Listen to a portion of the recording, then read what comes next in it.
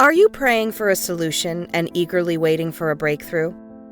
Are you feeling like opportunities are slipping out of your grasp as time progresses? What do you do as you wait on the Lord?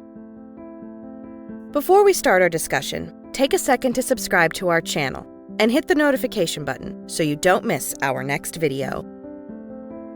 Be it education matters, careers and job growth, business opportunities, relationships, personal health, or that of a loved one, we find ourselves facing different situations in the various areas of our lives and present our petitions to God.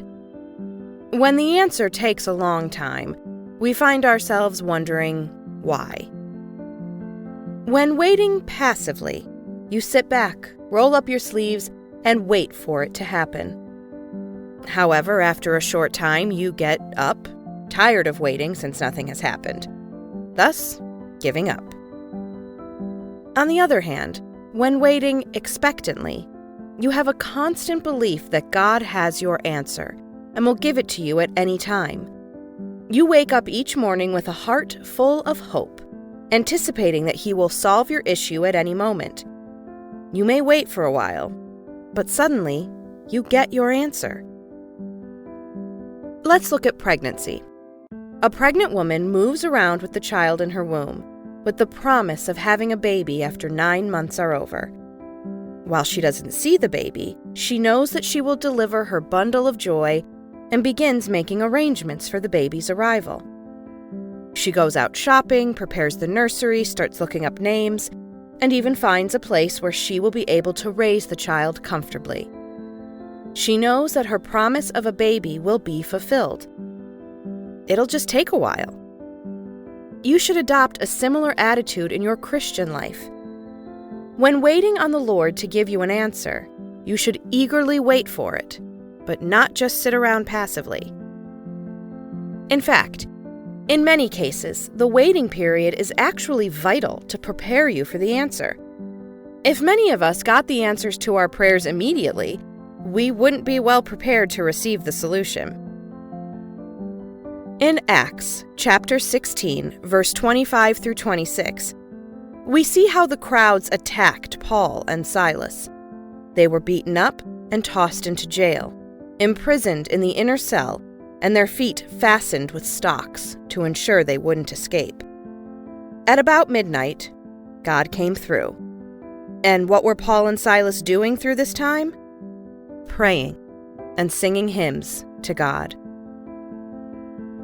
About midnight, Paul and Silas were praying and singing hymns to God, and the other prisoners were listening to them. Suddenly, there was such a violent earthquake that the foundations of the prison were shaken. At once, all the prison doors flew open, and everyone's chains came loose. Ordinarily, one would have wanted God to show up earlier. However, with Paul and Silas, they didn't mind the wait. They simply continued to worship the Lord in the midst of their predicament, showing us a good example of how to wait on the Lord and be of good courage. Just as it says in Psalm chapter 27, verse 13 through 14, I remain confident of this. I will see the goodness of the Lord in the land of the living. Wait for the Lord. Be strong and take heart, and wait for the Lord. And as it's put across in Isaiah chapter 40, verse 30 through 31, even youth grows tired and weary, and young men stumble and fall. But those who hope in the Lord will renew their strength. They will soar on wings like eagles. They will run and not grow weary. They will walk and not faint. Remember that God's power is limitless. He understands our needs and His timing will be perfect. So keep believing and don't give up. Wait on the Lord with an expectant heart, and He will meet your needs. Do you have something that keeps you waiting? Do you trust God's plan? Share it by writing a comment below. And if not already, like this video, and subscribe to our channel. Keep in touch with us by hitting the notification bell so you'll be updated about our next videos.